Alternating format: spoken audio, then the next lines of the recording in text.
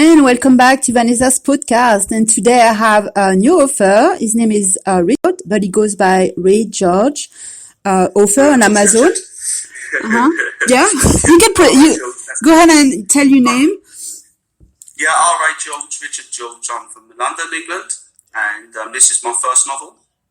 Wonderful. And your book is called Nadinium Sky.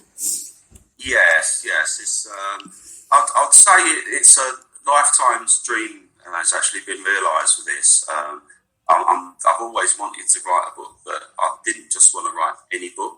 I wanted to a book that actually said something rather than was just a story, and it reflects the world that we live in. But also at the same time, it's an entertaining read. So that's quite important to me. So that's what I've done. Okay, and you from London? Yes. Okay. So, can you tell us what is the book about? Well, yeah, sure. It's really it's set in about 200 years in the future. The Earth has got a population of about 12 billion, most of which are in abject poverty and starving. There's a few privileged people who continue to live as if nothing has changed. But really, as we know it, or as they know it, is coming to an end. You've got a 2,000-mile desert around the equator. It's uninhabitable. Drinkable water is scarce. It's leading to wars and mass migration and social unrest.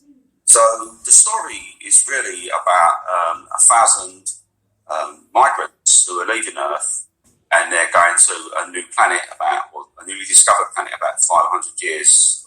500 late years. Uh-huh. Yes, it's called Magdia, which is where the story is based.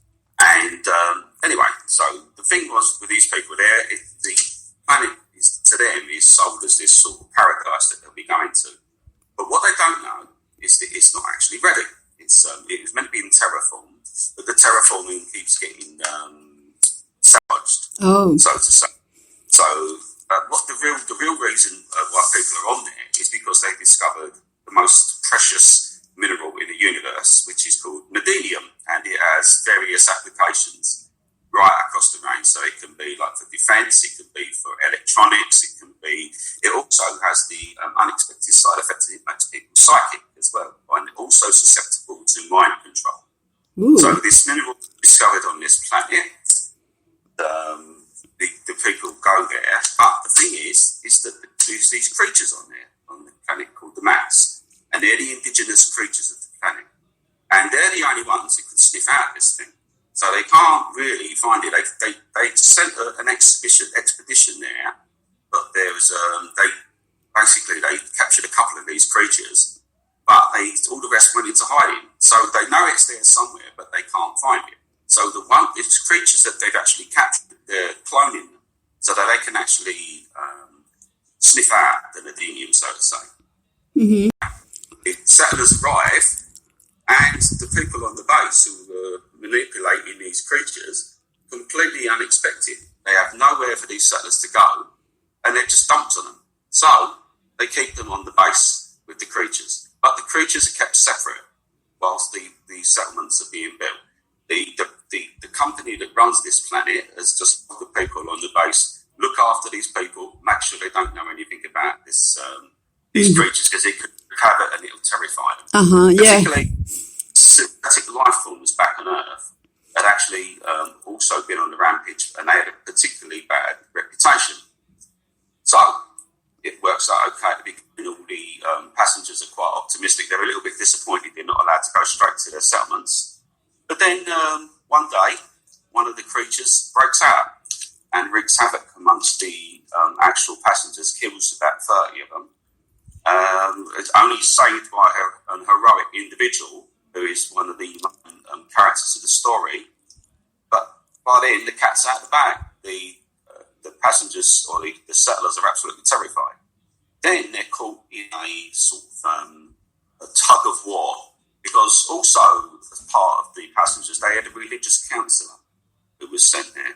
But his main aim is to set up a religious cult on the planet.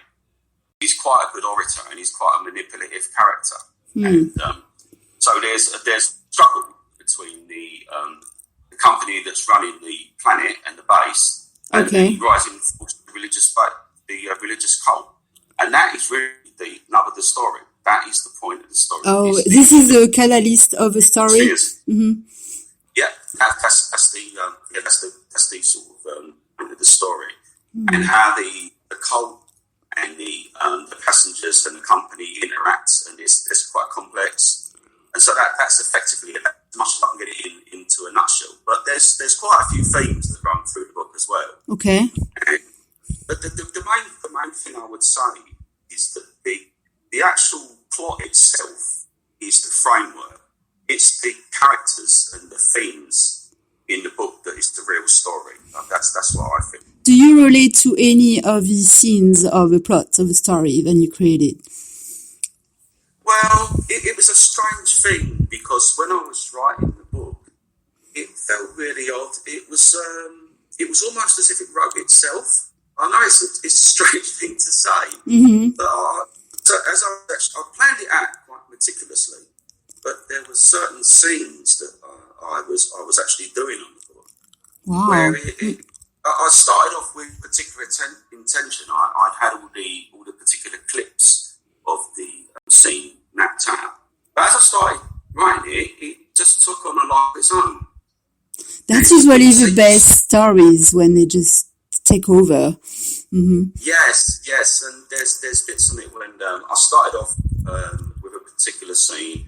It was about someone returning home to one of the characters. This is a flashback, and he's returning home to his mother. And anyway, I won't give the story away too much, but it went off in a totally different direction, and it was actually something that was going to be sort of a carrying on scene turned into this dark saga, and it was amazing. Wow. I read it, that's really strange. It's like, where did that come from? And it happened with a few other scenes as well. Mm-hmm. But I was quite pleased with it, and I left them unchanged as well.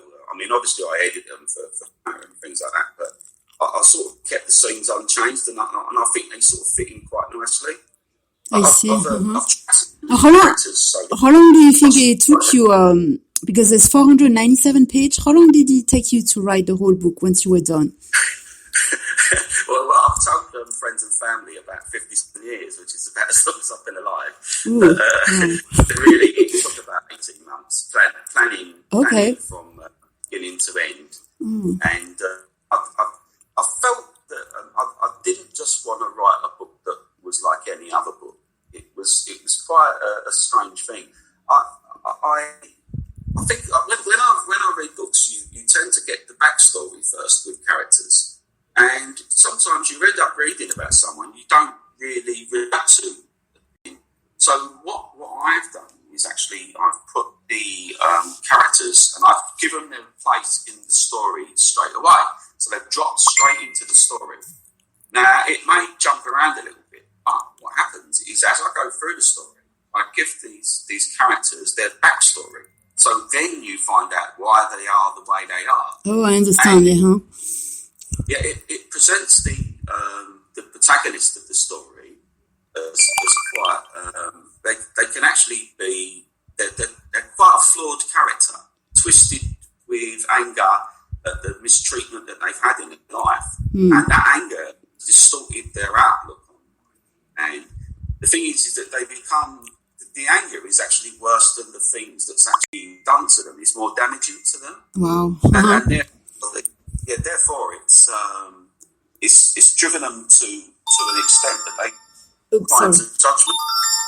That's okay. It's my alarm. I just put it down. Okay. It's one of the characters written us up to tell us. But they become quite. She becomes quite angry and distorted about the whole thing. She's bent on revenge on somebody, but then really it gets to the stage where she can't actually go through with carrying out the revenge. But she gets caught up in the situation, and she is the as I say, she has a sort of quite a defining role in the book. There's other characters as well. There's like the cult leader. He's quite a manipulative, cynical orator, but he's also had a tainted background, and he has some redeeming aspects and all.